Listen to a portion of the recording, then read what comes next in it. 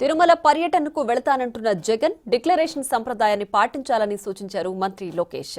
దేవుడి జోలుకొస్తే ఏమవుతుందో ఎన్నికల్లో జగన్ చూశారని స్పష్టం చేశారు.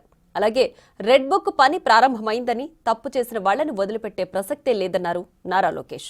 శ్రీకాకుళంలో ఆకస్మికంగా పర్యటించారు లోకేష్. సరంగడోలా ప్రాథమిక పాఠశాలను పరిశీలించారు. విద్యార్థులను వివరాలు అడిగి తెలుసుకున్నారు. అన్ని మతాలని మనం గౌరవించాలి. నేను చర్చికి వెళ్తే వాళ్ళ విధి విధానాలు నేను పాటిస్తాను. మసీదుకి వెళ్తే వాళ్ళ విధి విధానాలు నేను పాటిస్తాను. గుడికి వెళ్తే వాళ్ళ విధి విధానాలు నేను పాటిస్తాను.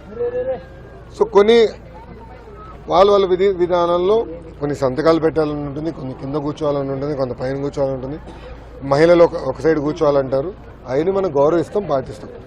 అది మాజీ ముఖ్యమంత్రి వర్యులు పులివెందుల ఎమ్మెల్యే గారు కూడా పాటిస్తే బాగుంటుందని నేను కోరుతున్నాను.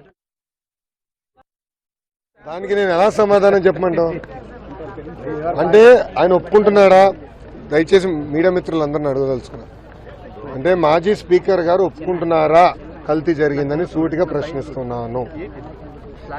ఇప్పుడు మీడియా మిత్రులందరూ కూడా తెలుసు, మీరు కూడా గత 5 సంవత్సరాలు తిరుమలకి వెళ్ళినాను.